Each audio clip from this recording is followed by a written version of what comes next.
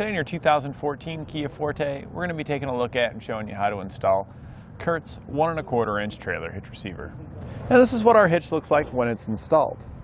You will be able to see the cross tube here at the bottom, as well as the receiver here at the back, but it does stay tucked up pretty nice where our cross tube is here, so it's really not that noticeable when you're standing up. You really have to get down here to notice it. And the collar here at the back has a nice reinforced collar on the end that, in my opinion, is the best looking of all the hitches that go on the Forte. One of the things I did notice with this one is it does stick out a little bit further than the competitors as well, which means you're going to have greater clearance when inserting your accessories between the bumper and those accessories. With some of the models that fold up, with it tucked in tighter on those other models, it may have contact with the bumper, whereas this one here, we've got that additional clearance, so folding it into the storage position is likely going to give you better results with this hitch. This is a Class 1, 1¼ by 1¼ receiver, so it's going to be great for all of your accessories, whether you're wanting to put a 2-bike platform rack in it and load it up with a couple of bikes, or maybe free up some space inside your vehicle by putting in a cargo carrier. Now, this one here is not rated high enough for a cargo carrier fully loaded up to the max, but you could still get some of that gear out of your car onto that carrier. You do just want to keep in mind that whenever you're putting in your receiver here, for your tongue weight is going to be the weight of the component, so that'd be like your cargo carrier, plus any weight that goes on it as well. It's also going to be great for any light-duty towing applications. You don't really want to do a lot of towing with your Forte, but if you had maybe a small dirt bike or something and you just needed to get it moved around from one place to another, something really tiny, you'd be able to do that as well with this. This hitch uses a 1/2-inch hitch pin and clip. Now, one doesn't come included with the hitch, but we have plenty available here at eTrailer. You can also get locking ones to protect your investment for your accessories that you're putting in there. On bottom, we have plate-style safety chain loops with a very large opening that should accommodate just about every shape, size, and style of safety chain. Our little one has no problem, nor does the big one.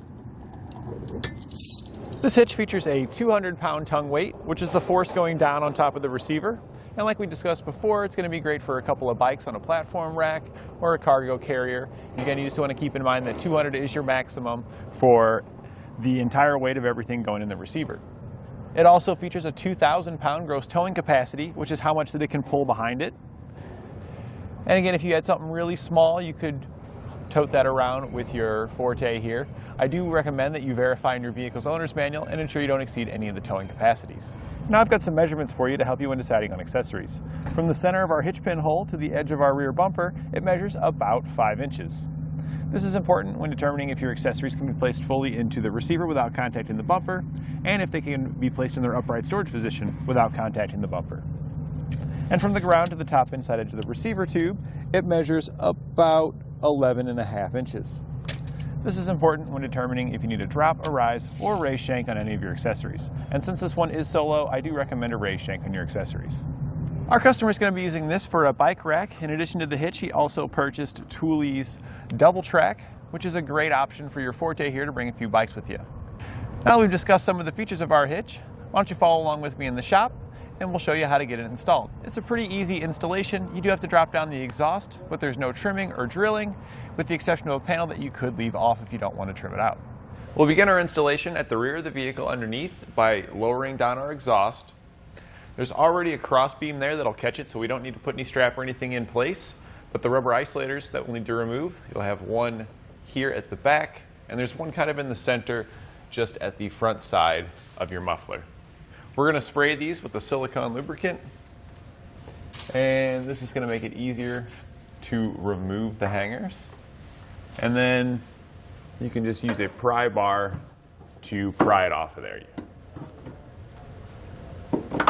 And sometimes you got to just find the right angle to pry it off there. Once you get the right angle, it pops off of there. And we're going to do the same thing for the one at the rear. And we want to make sure that this one stays on the vehicle.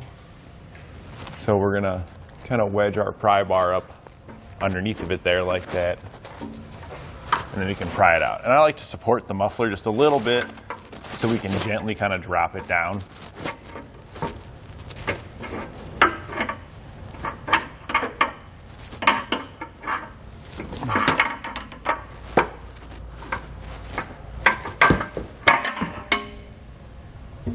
And we'll just set it in place right there. And then we can focus on the driver's side where there's a panel that we'll need to remove. On our panel, we're going to have 3 screws that we'll need to remove that attach it to the vehicle. Once you remove the screw from the center, these are actually just push pins, so you can just pull it out of there once the center's popped out like that. We'll do the same with the remaining 2, and then we'll have some nuts we need to remove. There's 4 nuts to remove. There's 2 here towards the front of the vehicle that are tucked up, and then there's the 2 that are easier to see here towards the rear. We're going to use our 10mm socket to remove the nuts.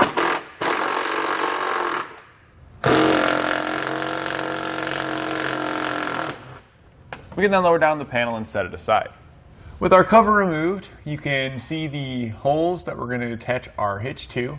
I've gone ahead and sprayed them with some penetrating oil, and then I'm using a bristled brush to clean out the holes. That'll make it easier to install the hardware. If you need a bristled brush, you can get one here at eTrailer.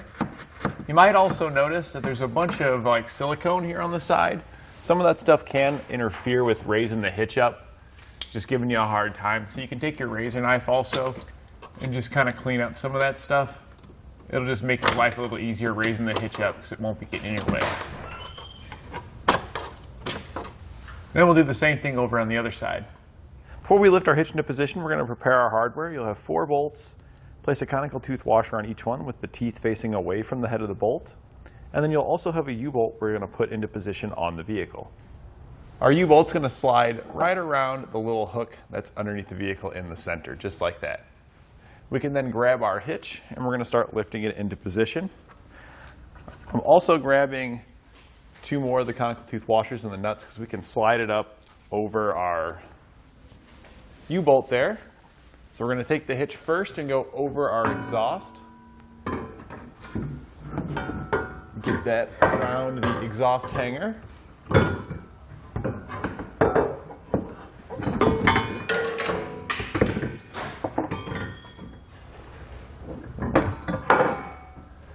Once you've got it around the hanger, we can come up here in the center and we're going to drop our U-bolt down right through the holes in our hitch. There we go. Once you've got your U-bolt through the hitch, you can then take your nuts and put them in place. Now the conical tooth washers are supposed to go on here as well, but we're just trying to make it so we can hold the hitch up and easily install the hardware. So just get a couple of those on there, and that way the hitch will hold itself up so you can get the rest of the hardware loosely installed. We can then come to the sides and take the hardware we prepared, line up the holes in the hitch with the holes in our frame, and loosely thread in our hardware. There'll be 2 on each side.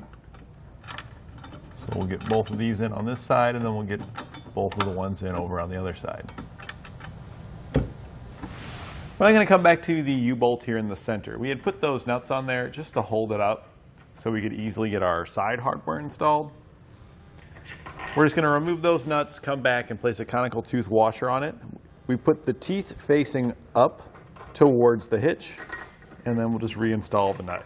We're going to do the same thing with the other side of the U-bolt as well. We can then go back and tighten down our hardware. Our U-bolt will tighten down with a 15mm socket.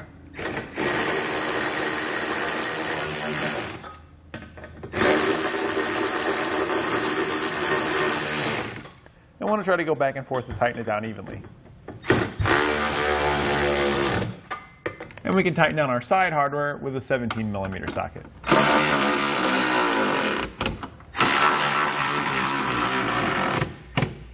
We can then go back and torque our hardware to the specifications found in our instructions.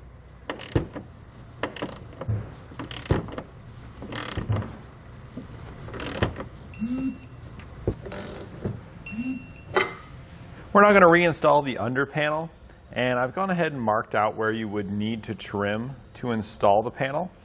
So I'm going to go ahead and just cut this out following the lines. This isn't outlined in your instructions, but where I'm cutting, it's about 4 inches this direction, then 3 inches over, I kind of follow the curve, and that's about 3 inches that way as well.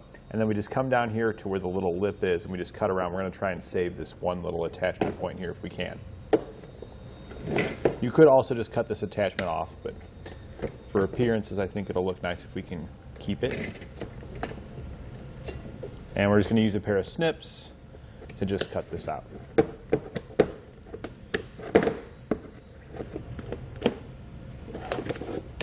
And then we're just going to test our fit now. So now we're just going to put our panel back into position. You can see here we cut around our hitch, and it's going to go right around it. And then we can line up our attachments back to the holes where they were at, and then reinsert our push pins.